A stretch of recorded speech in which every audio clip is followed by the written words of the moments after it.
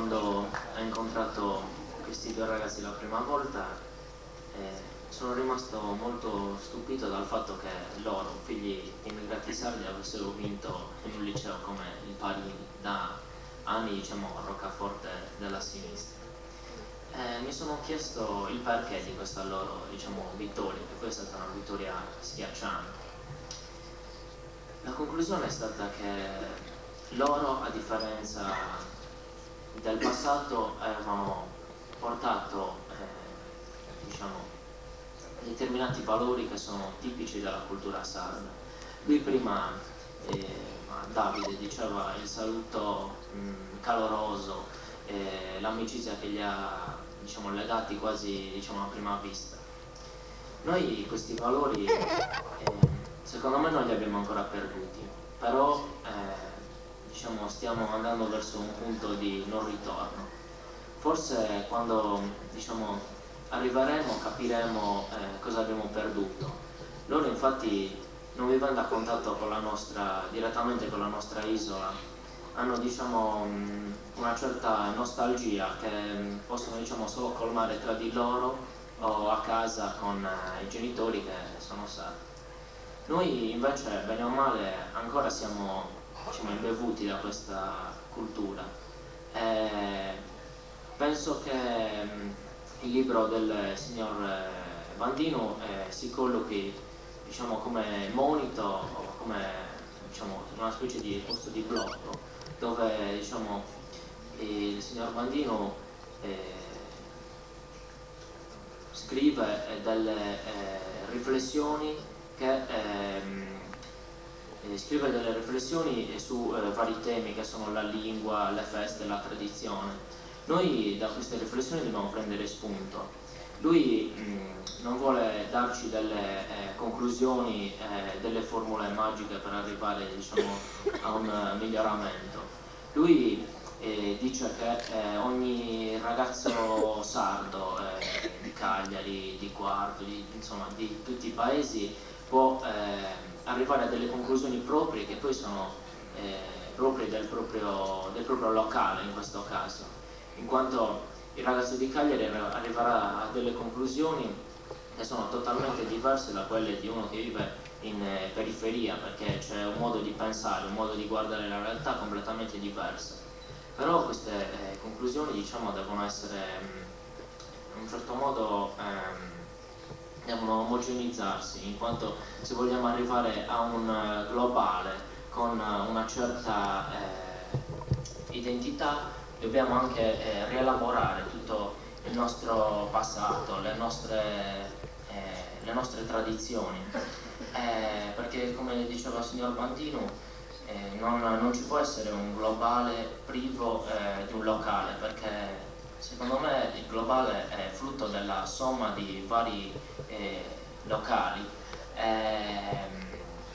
Non possiamo presentarci noi sardi davanti, diciamo, al mondo intero come, diciamo, un qualcosa di estraneo alla nostra isola, perché secondo me per nostra fortuna ci siamo nati.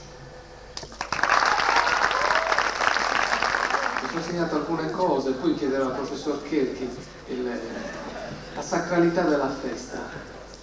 Sarebbe un bel argomento da sviluppare nei giovani, però magari ci porterebbe lontano.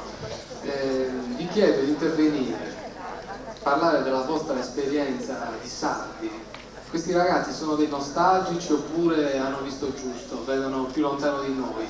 Qualcuno ha qualche dubbio? Si faccia avanti, bisogna un po' movimentare la giornata. Il professor Argiolas chiede la parola. Prego. La giornata di oggi è una giornata produttiva.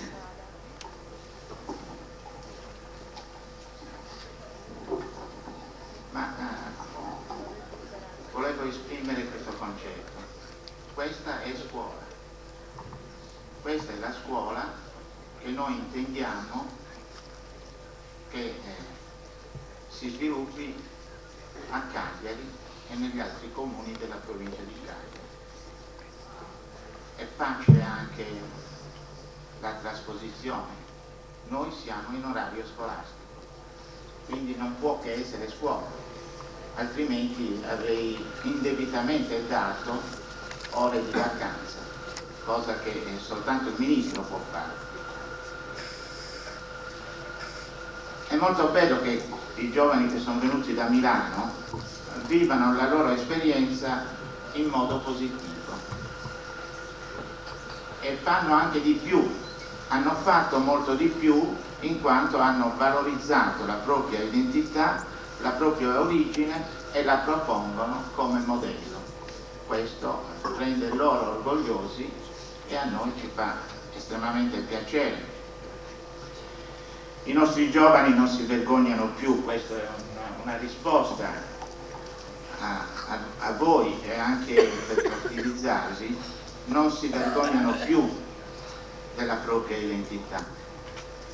Perché io ho avuto l'avventura con molte persone che qui vedo presenti e che hanno la mia età o qualche anno soltanto in meno, noi abbiamo lavorato perché questa identità nella scuola non andasse perduta. Gli esempi sono tanti, gli iscritti sono tanti e sono i libri più numerosi come quantità di quanto si possa addirittura pensare. C'è una copiosissima letteratura, c'è una grande quantità di libri che anche criticamente pongono il problema dell'identità in Sardegna. È vero che sardo è bello fuori e può essere grezzo in Sardegna, perché noi vestiamo ancora di fustagno o non più di orbace, ma soltanto per andare a calcio. Forse l'equivoco sta qui. Fustagno noi lo usiamo soprattutto per andare a calcio. La festa si dice assordante, frenetica, ma i giovani si annoiano. È vero. Ma la noia non è causata dalla festa, perché noi ce l'abbiamo dentro la noia, ce l'abbiamo dentro di noi, nel nostro intimo, e questa è un'esperienza che abbiamo vissuto tutti. Io vorrei veramente sapere e conoscere quali sono le radici di questa nostra noia e come possiamo estirpare quest'erba maligna dentro la nostra Sardegna. E questo è un lavoro che abbiamo fatto da cittadini, abbiamo fatto da persone impegnate nelle istituzioni, probabilmente non ci siamo riusciti. Se la lettera del professor Bandino avrà i suoi effetti, probabilmente i nostri giovani, quelli che poi sono i nostri successori, anche nel lavoro soprattutto, probabilmente avranno più possibilità di riuscire nell'intento. A me piace dire che tra Cagliari e Milano c'è stato un gemellaggio, perché i gemelli sono innanzitutto fratelli, e se non sono fratelli chi viene dai nostri comuni non è più azzeccato di tanto questo tipo di gemellaggio, perché non è un gemellaggio fittizio, è un gemellaggio vero. Noi vi consideriamo nostri figli così come voi ci considerate vostri conterranei. Quindi potremmo anche partire da questa data, da questa occasione ideale, così per avere un punto di riferimento, ma la partenza è già avvenuta da tempo, per cambiare anche la nostra scuola. E questo mi interessa in modo particolare. Gli studenti possono contare di più, hanno sempre parlato a scuola, dentro la scuola e soprattutto fuori dalla scuola, perché non è solo scuola ciò che si fa dentro le aule, ma la scuola, in un concetto come quello espresso da professor Bandini, è quello della globalizzazione delle esperienze e provengono da ogni dono. Ce ne sono alcune forme prestabilite, che può essere quella scolastica, ce ne sono altre forme che sono libere, ma dalle quali il giovane apprende sempre e qualche volta anche in modo più consistente. Noi abbiamo una realtà sarda che bisogna affrontare, non demonizzare. Le scuole non chiudono, le scuole devono essere quelle che servono. E questo è giusto che lo si dica innanzitutto agli studenti, perché si discute di scuola e di organizzazione del servizio scolastico a tutti i livelli, mai dentro le aule, mai con gli studenti. Ed essi sono i primi interessati. Che tipo di scuola vogliono gli studenti? È vero che vogliono classi da 15 alunni, o invece vogliono classi che magari arrivano a 20-22 alunni, ma che hanno tutta un'altra serie di operatori scolastici, sociali, figure che intervengono per problemi specifici che magari soltanto alcuni hanno o che invece interessano la generalità della classe e dell'istituto. Che tipo di scuola vogliono gli studenti? Probabilmente questa domanda non l'abbiamo mai fatta proprio a loro, ce la siamo fatta tra di noi. Il ministro lo chiede ai provveditori agli studi, i provveditori degli studi fanno le conferenze con gli ispettori per quanto riguarda i docenti, se accettano la riforma. La riforma la deve accettare la società, prima ancora che gli specialisti, perché i bisogni sono i bisogni della società e non tanto quello mio come provveditore, quello del docente come insegnante. Quindi l'occasione di oggi è scuola per me e spero che sia scuola anche per voi. Su lettera a un giovane sardo che vorrei intitolare della forza o della grande forza di un libro di trascinare la gente. Lo diceva Giuseppe Giusti, un poeta in maniche di camicia per Carducci. Un libro scritto vale men che niente se il libro scritto non rifà la gente. Ebbene, questo libro ci aiuta a pensare che la gente sarda, i sardi di Milano, non li posso chiamare immigrati, perché la parola immigrato ho cercato e cerco con la forza di cui dispongo, che consiste in tutta la mia debolezza, di radiarla dal mio vocabolario. Ebbene, io intervengo perché sono convinto che i giovani studenti che vivono nel globale, che sono dei bambini per definizione, e credo che sappiate tutti che il primo articolo della Convenzione internazionale sui diritti dell'infanzia, approvata dall'ONU il 20 di novembre del 1989, dice, il primo articolo dice: il bambino, il fanciullo è tale dal momento della nascita fino ai 18 anni. Ecco, in base a questa definizione io sono un ragazzo, ha ragione Biolchini che mi ha dato la parola. Per questo mi sono autorizzato a parlare da ragazzo, perché per questa norma è vero che è legge in 120 stati, io sono poco più che un ragazzo. Vogliamo una domanda. E allora mi presento, però, permettimi di presentarmi. Mi presento come cittadino del mondo. Mi presento come cittadino europeo perché Maastricht mi ha dato la cittadinanza europea. Mi presento come cittadino italiano di nazionalità sarda. Credo che non dispiace a nessuno sentir dire queste cose. I giovani che vengono dal Parini, nella storia del Parini troveranno un nome illustre tra i docenti, è vero, che vi vengono elencati. Il nome di Vinicio Mocci, un professore sardo gloriosissimo, socialista, è vero, apprezzato a Milano come in Cagliari. Ebbene, io vorrei dire che il libro di Bachisio effettivamente rappresenta per noi giovani, ripeto, un messaggio, un ammonimento, un conforto.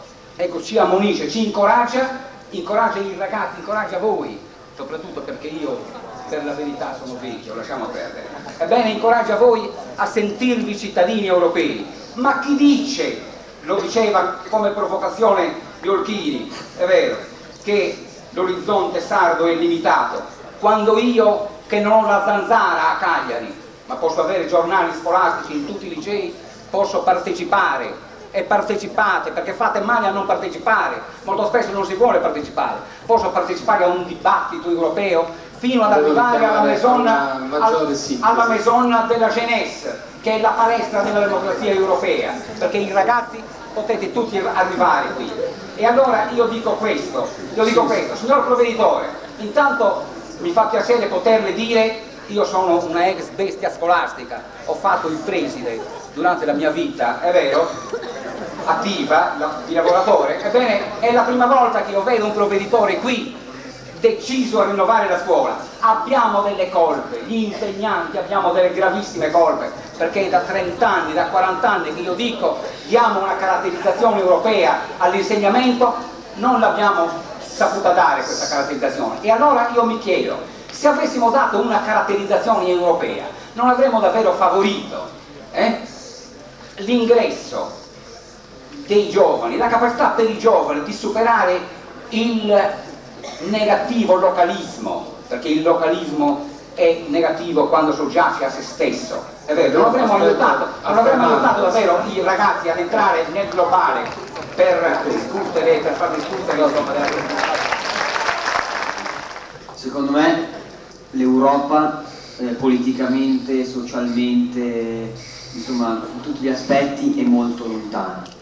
Quindi iniziamo a lavorare a livello giovanile, iniziamo a lavorare in Sardegna, per poi lavorare in Italia, per poi entrare in Europa, altrimenti si rischia un processo di cambiamento, di mentalità, un processo di cambiamento sociologico inadeguato.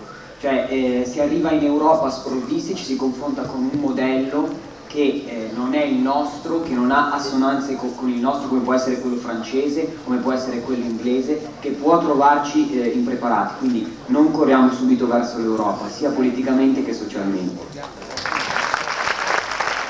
Dice, perché bisogna guardare all'Europa? Siamo già nel Mediterraneo, quindi non perdiamo di vista anche le cose che abbiamo più vicine. Non vedo nessuno, però so che qualcuno vorrebbe fare qualche domanda, magari anche provocatoria. Vorrei sapere se qualcuno di voi farà una lista sarda alle prossime elezioni. Quali sarebbero le reazioni ad una lista sarda nei nostri istituti? Davide, stavi dicendo che il sardo, in base al suo patrimonio di tradizione, dovrebbe accettare criticamente la globalità. Secondo me non è possibile, perché il sardo, soprattutto nei paesi, non ha coscienza di questo patrimonio di tradizione. Non vedo come possa accettare criticamente la globalità quando io so che nei paesi, io conosco gente che non conosce il telefono.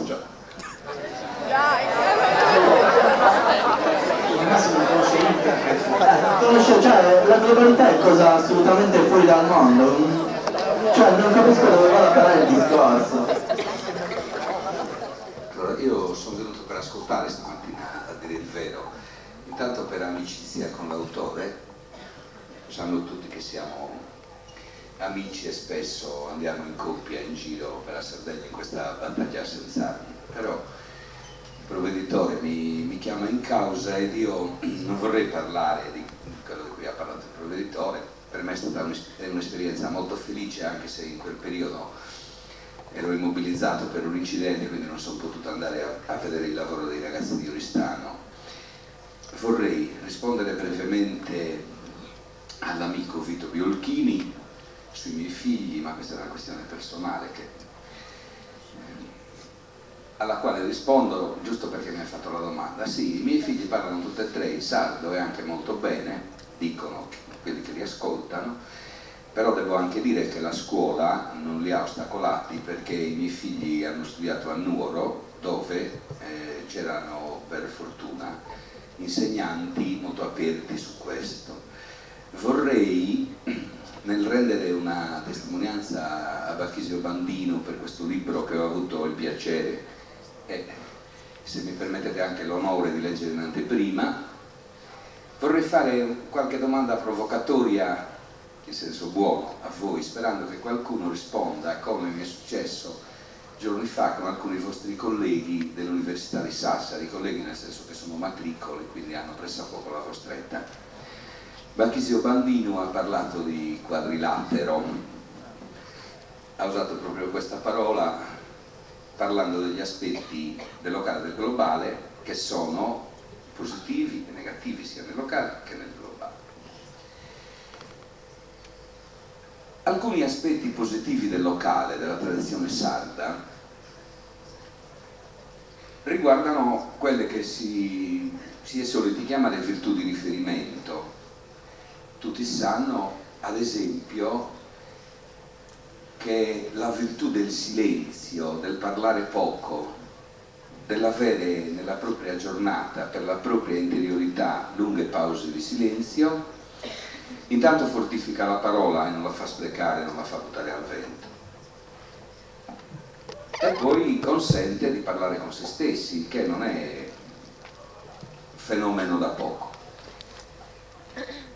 Vorrei chiedere a qualcuno che su questo può avere una testimonianza da dare agli altri, perché questo è il senso anche del libro di Bachisio Bandino, se nella sua giornata di studente di una città o in una città, se non è di questa città, come Cagliari, il silenzio della sua giornata basta a sas entragnas, come si dice in sardo, cioè alla propria anima, per essere in pace con se stessa, o se invece sente il bisogno forte di averne un po' di più. Se questa vita frenetica, scandita sui minuti e sui secondi, non lo imprigiona e non lo allontana da se stesso. Questa è una domanda che vorrei farvi. Una seconda domanda, 3 in tutto, ve ne vorrei fare, è questa. La resistenza di fronte a difficoltà anche materiali o più ancora spirituali che ciascuno di voi ha come riserva dello spirito, saguantu si dice in sardo, è una virtù di riferimento fortissima del nostro popolo. C'è un proverbio che dice: su cristiani che su del rino non delienza accanto da guantala, l'uomo è come la terra, può resistere a cose contro le quali pensava di non resistere. Ecco, che tipo di resistenza di fronte per esempio al tradimento di un'amicizia, alla perdita di un amore, ad una incomprensione in famiglia voi pensate di avere elaborato e metabolizzato in questa società locale e globale nella quale vivete? Un'altra domanda. Bachisio ne accenna nel libro perché l'ha detto lui stesso, in 120 pagine non si può, ogni capitolo potrebbe essere un libro praticamente, però ne accenna molto bene. La questione della lingua, sentivo poco fa là fuori in una pausa per un caffè uno che fa una trasmissione televisiva notturna, Friolina, che diceva delle cose sulle quali forse non aveva riflettuto molto. Giorni fa, ascoltando la radio in macchina, ho sentito un illustrissimo clinico italiano che insegna all'Università di Londra e lavora in un ospedale londinese, a proposito di embrioni, di uteri in affitto, eccetera, dire che l'embrione viene influenzato già dai primissimi attimi della sua esistenza da una serie di fattori, tra i quali è importante la lingua, che la madre che lo tiene, la madre che poi lo deve dare alla madre che gliel'ha ordinato, diciamo così, parla, ascolta la lingua nella quale questa signora che si è prestata a questa operazione di solidarietà per certi versi comunica. Non ritenete voi che anche se non siete sardoparlanti la lingua possa avere avuto sulla formazione della vostra personalità, sulla ricchezza della vostra persona, un'influenza molto più grande di quella che finora avete pensato che abbia avuto?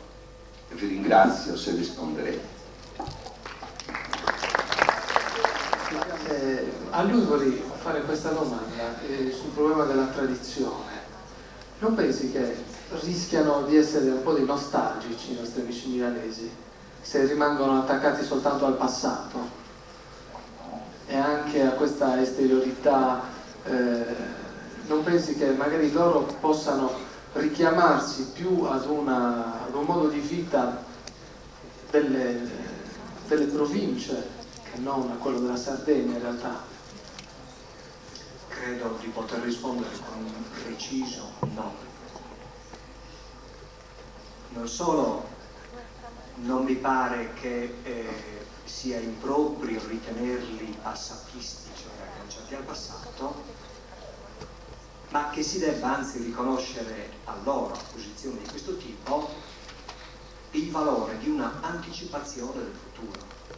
Cioè, secondo me, sono molto più rivolti appunto verso il futuro che non verso il passato, così come sta accadendo oggi sul piano dell'antropologia, cioè sul piano della scienza specifica che di queste cose si interessa, nel senso che per esempio noi, scusate, io non ho parlato prima perché essendo professore so di fare sempre discorsi noiosi, quindi mi sono rincantucciato proprio nei 3 minuti finali, oltre i quali non potrò andare, quindi, come dire, mi dovrete subire per forza per 3 minuti.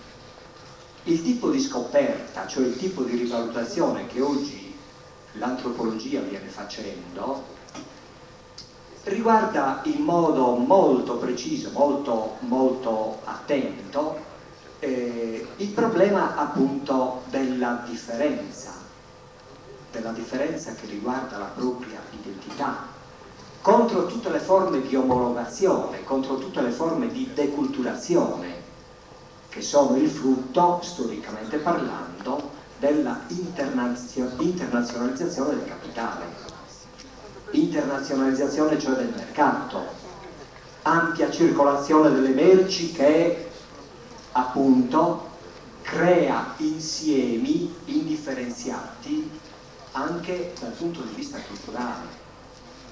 Tutto questo ha significato storicamente la caduta, il tramonto, l'obsolescenza, la scomparsa, la messa in crisi delle specificità. Ci si è accorti quanto in termini di costo umano tutto questo appunto costasse, quanto ci fosse cioè di perdita in questo. E allora l'antropologia, mi riferisco naturalmente agli antropologi più attenti, non al tipo di antropologia anglosassone che è ancora attestata su posizioni del relativismo culturale di coglionate di questa natura, insomma, no? Quanto piuttosto sull'antropologia che riprende con molta attenzione, cioè con molto grano salis, il momento dell'etnocentrismo però di tipo critico, non l'etnocentrismo dogmatico, ideologico contro il quale si è rivoltata giustamente la coscienza dell'Occidente, ma un tipo di etnocentrismo che sapesse riprendere e valorizzare adeguatamente il momento della propria identità, il momento della propria differenza, perché la storia è una storia di differenze. Ciò che costituisce appunto la dialettica del movimento, del progresso della storia, è il confronto delle differenze, non l'omologazione. C'è un bellissimo saggio di Levi-Strauss all'interno di uno dei libri più belli prodotti da lui, Lo sguardo da lontano, è un suo intervento in un famoso congresso dell'UNESCO sul razzismo. E Levi-Strauss con molto coraggio ritiene di poter sostenere il bisogno, la validità del riconoscimento delle razze, delle singole razze, proprio per non smarrire, per non disperdere il valore dialettico che la differenza implica, comporta. Guai a noi se perdessimo appunto questa soglia della differenza culturale e della nostra identità.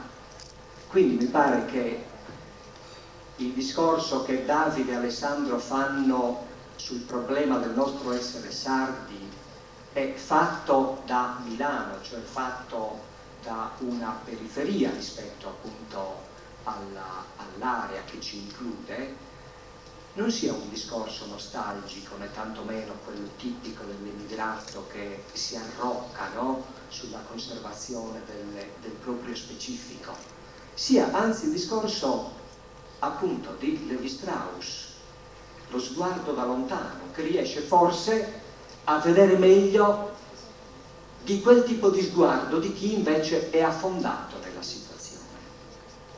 E io credo che noi, proprio in quanto immersi nella situazione, siamo forse, per così dire, privati della possibilità di vedere in termini ampi, in termini panoramici, sinottici, diceva Platone, appunto, la situazione. Io credo che con 4 passi indietro si riesca a capire meglio come stiano le cose anche all'interno della specificità, più di chi la specificità la patisce anche in termini drammatici. Grazie.